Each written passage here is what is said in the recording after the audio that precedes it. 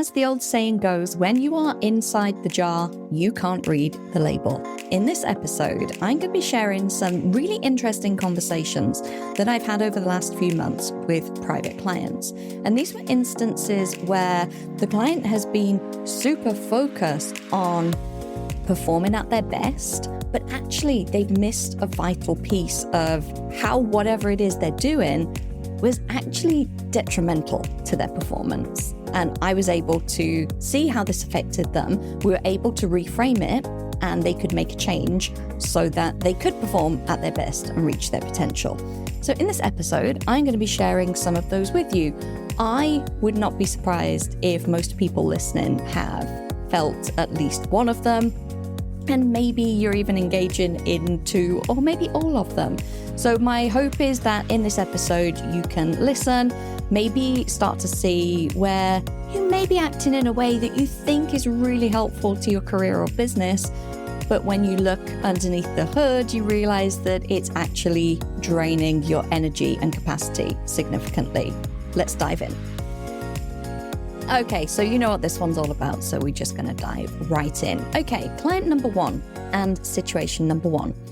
My client was on a team and in a department that was very extrovert heavy, and she was feeling really worn out by the need to be on teams all of the time. She was finding that she needed space to really focus and get deep work done, but the notifications were pinging up constantly. It was pulling her attention away from the task at hand so that she could respond and, keep up to date with what everyone was talking about. And when we coached around this, there was a deep-seated fear of being judged because she was fairly new in that department and she did not want to be seen as lazy or disengaged or not making an effort to keep abreast of developments or fit in with the conversation. But it was getting to a point where she was not getting her work done because it was pulling her attention away so much. So the actual problem with this behavior is task switching. Task switching is a massive energy drain. There is so much science. There are so many studies behind this. In fact, I'm going to drop a podcast episode in the show notes from the Freakonomics podcast, which dives very, very deeply into this. Most people think they can multitask. In fact, it's about 2.5% of the population. So when you are constantly switching between two things, it takes your brain time to realign and for your focus to get back into what you were doing in the first place. If you're going constantly between the work you're trying to do and answering messages, you can literally be wasting hours per day, hours. So like I say, if you want the science behind that, I will drop that podcast in the show notes. It's well worth listening to. But then the other problem with this is not only was it taking her attention away and meaning that her work was not getting done, it was also affecting her long-term capacity because each day she was getting a little more drained because being in the group chat is not ideal for us. It's not how we're wired. Most people don't love the constant stimulus and notifications. So she was really in this quandary of, I'm not getting my work done and I'm getting more and more drained and exhausted. However, I need to make a good impression. I need to be seen to be engaged. I don't want them to think that I'm ignoring them or I don't care. So the solution that we came up with in this case was threefold. It was to over-communicate. It's really hard if everyone else is extroverted and you need the workplace to be a certain way at times that they will not fully understand. They are probably getting a life from that group chat. However, it will still be affecting their capacity because of the task switching. But however, as an introvert, it's going to drain us so much faster. So the first approach to this was to over-communicate. And that meant that there would be no misunderstanding and no one would think she was lazy or disengaged. But she would say, hey, I really get distracted by notifications and I want to see what you're all saying and keep up. However, I have X that I really need to concentrate on and get done. And I want to do it to my best. I want to make sure that I produce a really high quality piece of work. So for X time each day, I'm going to switch off my notifications and I'll catch up on any messages when I've done my focused work. So this was actually twofold. That was over communicating, but it meant that there was no way anyone thought she was just being lazy or not working, which I don't think they would have done anyway, based on this client and how much she cared about her work. The fact that she'd engaged an executive coach to make sure that she performs well, right? But the second part of that is she set clear boundaries to say between these times, or, on Friday mornings, I'm not going to be on Teams, or each day between 1 and 2. So whatever that looks like for her and whatever that might look like for you, really stating that very, very clearly and sticking to it. So setting those boundaries and then enforcing them, which is the best way to train people of what to expect. So if she was quiet in the group chat, after a few days, they'll go, oh yeah, it's like she's doing the deep work thing. She'll be back online in an hour. And I will say this is not a job that was safety critical in any way, shape or form, that she would need to be contacted there and then and do something in that second. And the third thing about this that we worked on was show, don't tell. So yeah, you can tell everyone like, hey, I'm going to remove myself from notifications because I want to do some really great work. Great. Then do the really great work, because the really great work is what will help people to understand when they put those two things together. Oh, this person is less active in the chat because they want to do deep work. And whoa, they just turned this work in and this is far better than the work they were turning in previously. Or they've got this done, but much faster than they would have done before. They will see the correlation. If you are protecting your energy, if you are performing really well, and if you are respecting the other people in your team by communicating that, that is win-win-win. No one will be offended by you not being in the chat under those circumstances. So it's really important to own that. It can feel very intimidating. It can feel like you're going against the grain or you're being a bit precious or any of these things. But when you understand yourself as an introvert, you understand your bandwidth, you understand your energy on all of those different levels, you know that long-term that is not sustainable, and that by making these small interventions, you can have a massive difference. That is something this client actually said when we ended our work together, is she was surprised at how small a lot of the interventions we made were. We didn't do a complete 180. We didn't turn her habits upside down. It was small things like this, like communicating something once and switching some notifications off. She went, oh my gosh, that has changed everything for me. So that is example number 1. On to number 2. Now, this client I have supported for many, many years. So this was kind of easy for me to see straight away, because obviously I understand her motivations and her patterns. So this client came to the call and she said, I don't know why I'm so tired. I don't understand it. I haven't done anything, but I'm exhausted and I can feel that my resilience is really low. I had a bit of a personal problem. We had a family issue come up that I had to deal with, and I really felt like the tank was empty. I felt like I really didn't have the capacity for it, but I don't know why, because I've been managing my energy and I haven't really been doing anything. So a valid concern, but the problem here is this client's definition of not really doing anything is working a full-time job and having 2 businesses, one of which has clients that she has face-to-face time with. It also meant being involved in arranging a retreat. It also meant being involved in a new project with her husband for something for their personal life. It also meant that she had just been for a promotion at work and had been prepping for that, doing the interview and getting the feedback.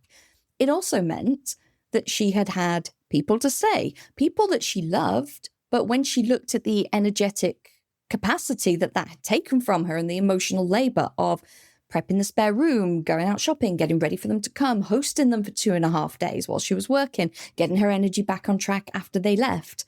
All of these things she's like, I haven't really done anything. She had been doing a lot. Another thing within this is she had been doing a skills exchange with a friend of hers who, they complementary skills that were needed. So they had arranged to do this every other Sunday. So when we looked back, this person was having 2 days off a month. She was taking 2 actual days off a month. And she also has a history of struggling to relax and feeling like rest needs to be earned. So there's obviously stuff we coached around in the past.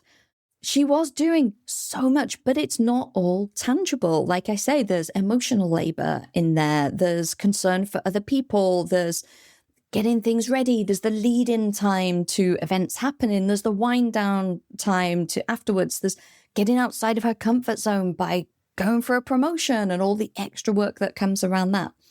But in her brain, she hadn't really done anything because she hadn't gone anywhere. So that is what we distilled it down to.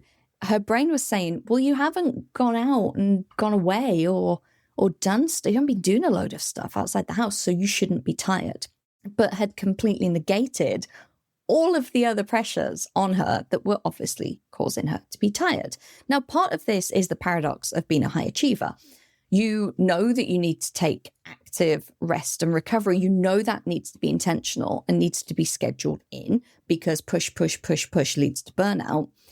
But if you're not acknowledging how much you're actually doing in the first place, then how are you going to give yourself enough rest and recovery time? And the answer is, of course, you're not. Because if you feel like you're not doing very much or it's never enough or you want to do more, you're not going to counter that with the correct amount of rest. So the solution to this is I had this client create a fresh calendar, just like a Google calendar or some kind of free online calendar. And I said, this is like an energy and a bandwidth calendar. So this isn't like, oh, I'm at work this day, or I have a call this day, or I'm, out on vacation. It's more to look at bandwidth. So when she'd had people come to stay, I said, put that in for those 3 days. But also, how many days in advance were you thinking about that? And how long did it take you to, get the house back right and do the laundry and feel kind of settled again after they went? And that was a total of like 8 days. So that was affecting her energy for 8 days.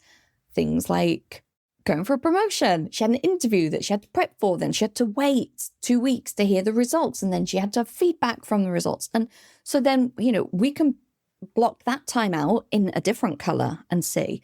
She had a vacation coming up, a long vacation that she knew that she was going to have to pack for. So she was thinking about not only wrapping her work up and wrapping her business up and getting things sorted for that, but also like, what am I going to pack? And are we going to have enough room for this? And all of these things add up and they make us tired. We are human. Our brains burn a lot of calories. So when we're carrying so many things in our brain and there's so much to do, this isn't necessarily to say, hey, don't do as much. I mean, in this case, I think it's important that this client takes more than 2 days a month off based on how hard they work. And we talked about that. But there's so much kind of silent labor going on there or bandwidth being taken up that she wasn't really accounting for. So when we looked at this calendar, some days had 4 or 5 layers of things going on outside of doing a highly responsible full-time job and running 2 businesses. So I think it can be really good to make a visual. If you are feeling like, I feel really tired, I feel a bit burnt out, I feel like a bit overwhelmed, but I don't feel like I'm really doing that much, I don't know why, then I would say try and make it visual. Write it down in a list, put it in a calendar, whatever works for you, to look at what actually has been going on. An example of this, and I shared this with this client, I do this and I skipped forwards in October.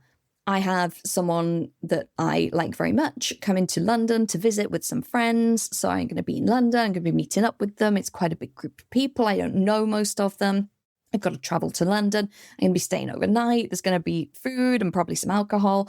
And then I was also looking and going, oh, that's right at the end of my cycle. So I'm probably going to be fairly low energy. So then by the time I've traveled back and caught up on work, and I'm looking at the days before and after this to say, like, okay, once I'm home from that, I don't want to schedule a couple of really heavy call days or a workshop or something because I'm not going to be in the right energy. So this is great. It's a great tool for looking back. If you have felt tired, to go, oh, more things have been going on than I actually gave myself credit for. It's also a great tool for looking forwards. If you know something's going to impact your energy, like if you have a vacation coming up and you are the person that is in charge of the packing and, or, getting the house sorted or finding the pet sitter or any of these things, that is using your energy for weeks before you go away. So you could add that and start to see like, oh, there's a layer there. There is something that's going to be affecting me. And that is okay. But when I feel tired, I must remember that I've had all of these different things going on. Okay, final lesson number 3, and not dissimilar actually to the previous one. One of the things that I often have my clients do is to list out everything that they have achieved in a certain time frame. Now, with this client, they were just coming to the end of a 6-month contract and they were re-signing for another 6 months. And actually their 6 months aligns perfectly with the year. They began in January. So before we kicked off again and we wanted to get really clear on the focus and what she would be looking at, I said, let's make a list of everything that you have achieved from January to June. And so she created a Google Doc, shared with me, and listed all these things out. And this client's done a lot. This client's an entrepreneur, and she's like been so creative and innovative in her business. She has had so many firsts. She's really pushed herself outside of her comfort zone in this 6 months. So there was a lot of growth and a lot of things have gone on. The list itself, when I looked at it, was really underwhelming. And it didn't make sense to me because I thought she's done so much more than this. But a lot of the achievements were very high level. So she'd put, launched a new program. Okay. Launched a podcast. Okay. So I don't think one sentence for each of those things really does justice to the work that she had put in, the energy and effort she'd put in, but also the growth that has happened in it. So the problem here is not acknowledging the full effort, or as I very scientifically called it to her, the bits in the bits. And what I mean by the bits in the bits is if you have launched a podcast, then you have done so many different tasks that stretch you in different areas. So launching a podcast could mean, and did for this client, making her first team hire, using a new skill of interviewing people, reaching out and inviting people onto her podcast, getting used to new technology, writing the podcast intro, getting the artwork designed, coming up with the premise for the podcast and the different types of episodes, getting comfortable with talking into a microphone on her own, which is very weird still. I'm 5 years down the line and here I am sat gesticulating wildly, talking into a microphone when no one can see me. There's the visibility that comes with having a podcast. There is the planning that comes with having a podcast, because you're not just suddenly writing a post on that day or an email. There's a lot more logistics to deal with. There's, like I say, interviewing other people and bringing their perspective in. There's getting really clear on your messaging as a business to make sure that what you're talking about is accurate for your people. It's a steep learning curve. And so, launching a podcast, the 3 words that she had written on the list don't do justice to the different elements of visibility, of leadership, of getting outside your comfort zone, of treating your business more like a business, of growing your network and reaching out, of cultivating the skill of being an interviewer, of feeling confident in creating solo episodes. Like all of these things, she had done so much. And the same for launched a new program. So she launched a new program, but she designed the program as well and created frameworks for it. And she had created the whole format and exercises for clients to do. She'd actually signed 2 clients on this program and they had gone through this. There was so much to it. So the solution here is to get granular, get really granular with what you do. This is the reverse of this is why many people don't get things done, because they put something huge on their to-do list, like start a podcast, which is obviously really overwhelming because it's a huge project. But if you go, think of name for podcast, get artwork designed for podcast, if you break it down to this really granular way, it's much easier to take those small steps. The same thing happens in reverse. when you've achieved something, don't just say, oh yeah, I did that one thing. Look at all of the different skills that you have activated during that. Look at the ways you've grown. Look at the ways you got outside of your comfort zone. And this works whether you are an entrepreneur or whether you're, in your career. There will be things that you've been part of that are way bigger than just, completing the thing. If I go back to example 2 with the client who didn't know why she was tired, she had gone for a promotion. That was a stretch. She'd had to update her CV. She'd, brushed up on the role. She'd interviewed, and then she'd had to wait for feedback and then implement feedback.